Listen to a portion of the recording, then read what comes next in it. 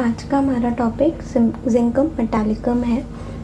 4th year के paper में इससे गाइडिंग सिम्टम्स पूछे जा सकते हैं, कन्वर्जन और सेरेब्रोस्पाइनल सिस्टम। जिंक एक एलिमेंट है, इसका जो स्फीयर ऑफ एक्शन है वो आपका सेरेब्रोस्पाइनल सिस्टम पे है, ब्लड पे इसका एक्शन है, स्टमक पे इसका एक्शन है और किडनी पे इसका एक्शन है। सेरेब्रोस्पाइनल सिस्टम में ये क्या करता है, सेरेब्रल डिप्रेशन कॉज करता है। Fag is your fatigue, mental fatigue, brain fag, nerve fag, ठीक है। इन्हें नर्व पावर चाहिए। अभी हम आगे बढ़ेंगे कि इसमें एक्सपेक्टोरेट नहीं कर सकते, यूरिनेट नहीं कर सकते, मेंस्ट्रुएट नहीं कर सकते, कुछ चीज़ें समझ नहीं सकते, तो इनको पावर चाहिए वो सारी चीज़ें करने के लिए।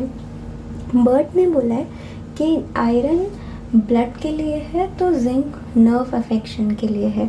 ब्लड में ये एनीमिया कॉज करता है, स्टमक में एबनॉर्मल एपेटाइट विद कॉन्स्टिपेशन और डायरिया, किडनी में ये congestion and defective absorption of threshold substances. Guiding symptoms की बात करें तो 2 weak to develop exanthematous, expectorate, urinate, understand, menstruate. ऐसी फीमेल जिनको मेंसेस बाद में आ रहे, कैंसर लिखते हैं कि जिनको मेंसेस बाद लेट आते हैं और उसके बाद उन्हें नर्व अफेक्शन, कन्वल्जन्स आने लगे, जर्की मूवमेंट्स आने लगे, तब हम जिंकम के बारे में सोचते हैं।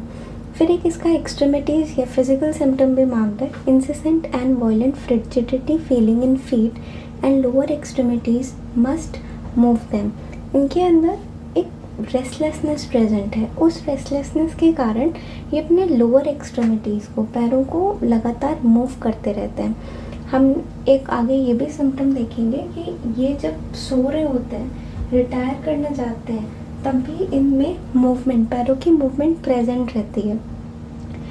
Always feel better in every way as soon as menses appear, it's reverse all suffering. जैसे मेंसेस अपीयर होते हैं, इनकी सारी सफरिंग्स ठीक होती हैं, बेटर रहते हैं। यही सेम सिम्टम आपका किस में है, लेकेसिस में भी है, ठीक है। लेकिन जैसे ही मेंसेस आएंगे, इनकी सारी बंद होंगे, इनकी सारी कंप्लेंट्स फिर से आनी शुरू हो जाएगी।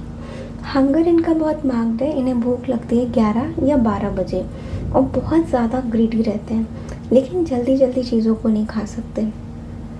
यूरिनरी सिम्टम मार्क्ड है कि can only avoid urine while sitting, जब ये बैठते हैं तभी ये यूरिन को पास कर सकते हैं, ठीक है, या फिर बेंड बैकवर्ड, ठीक, तो can only pass urine while sitting. और फिर एक स्पाइन का सिम्टम या हम बैक के सिम्टम की बात करें कि burning along the whole length of the spine, पूरी लेंथ में ये बर्निंग सेंसेशन प्रेजेंट रहती है, पूरी स्पाइन में।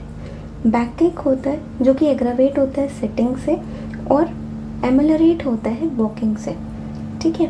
कोई भी इनके बैक को टच करे ये नहीं बेयर कर सकते। और स्पाइनल इरिटेशन बहुत होगी, प्रोस्ट्रेशन बहुत ज़्यादा है, ठीक है।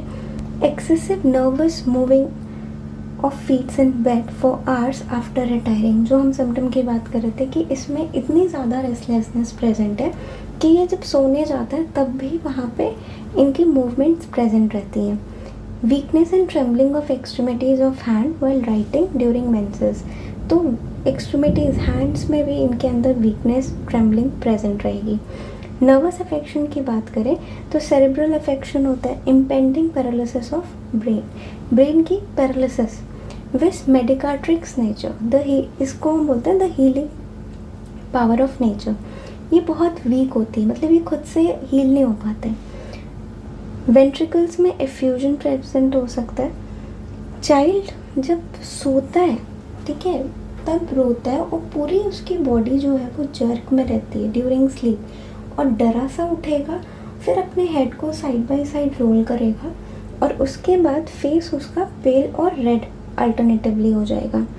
एक सिम्टम कन्वर्जन ड्यूरिंग डेंटिशन भी होता है, पेल फेस के साथ, कहीं हीट नहीं प्रेजेंट होगी एक्सेप्ट दी ऑसिपुट। एक हाथ का मोशन रहेगा या हेड का। कोरिया, इनको सप्रेस्ड इरप्शन से कोरिया हो सकता है from fright, twitching and jerking of the single muscle, ये इम्पॉर्टेंट है। अगर रेस्टलेसनेस आपकी हैंड में प्रेजेंट है तो वहाँ पे मेडिसिन आपकी काली बाइक्रोम आएगी। स्किन में चिल्ब्लेन्स पेनफुल एग्रावेट रबिंग, इतना इम्पोर्टेंट नहीं है, मतलब पेपर के हिसाब से। फिर इनकी मोडालिटीज़ की बात करें तो ड्रिंकिंग वाइन से इनको एग्रावेशन है, थोड़ा सा भी पी लिया तो वहाँ पे, और डिस्चार्ज से इन्हें एमलरेशन है, जैसे लेकेसिस में अगर चेस्ट में कोई दिक्कत आ रही है ये एक्सपेक्टोरेट कर देंगे तो इन्हें आराम मिलेगा, ब्लैडर में आ रही है तो ये यूरिनेट कर देंगे तो इन्हें आराम मिलेगा, बैक से एमिशन से इन्हें आराम मिलेगा, जनरल में मेंसेस आ जाएंगे तो आराम मिलेगा। ये इनमिकल होती है नक्स वोमिक और कैमोमिला। नक्स वोमिक और कैमोमिला को नहीं देना है, मतलब ना पहले ना बाद में जिंकम के। तो ये आपके एग्ज़ाम वाइज हो गए।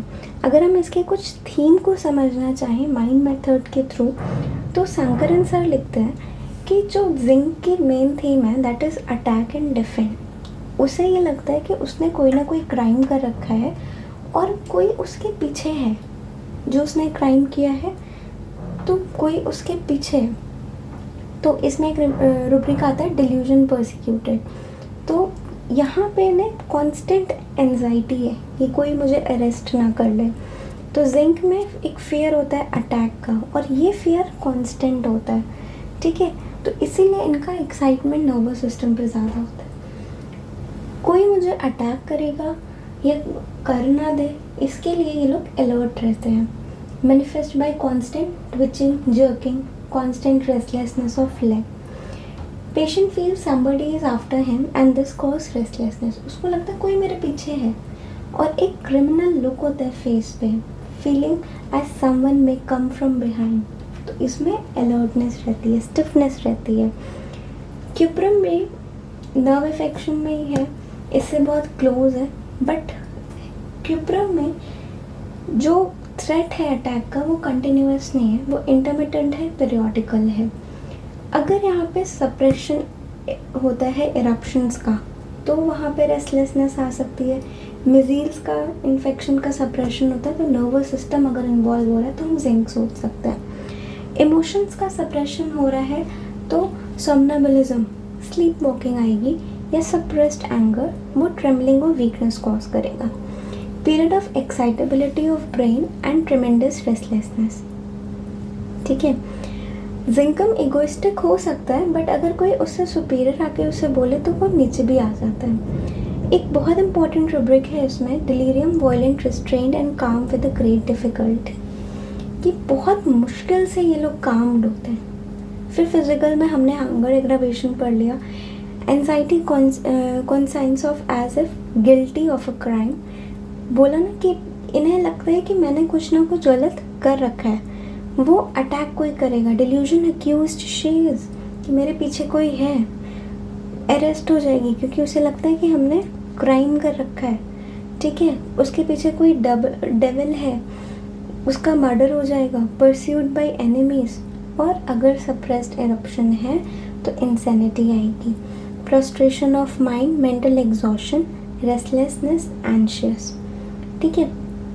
कैंसर कुछ रुब्रिक्स देते हैं, twitching around corner of mouth, jerk in body on going to sleep, aggravate from hunger and trembling from hunger। कुछ चीज़ों को समझते हैं। जिंक आपकी दोनों उस फेज में है। जिंक में रेस्टलेसनेस जो फिज़िकल पार्ट है वो बहुत हाइपर एक्टिव है, ठीक है। फिज़िकल पार्ट आपका बहुत हाइपर एक्टिव है, वहीं इमोशनल पार्ट जो है वो आपका हाइपो एक्टिव है।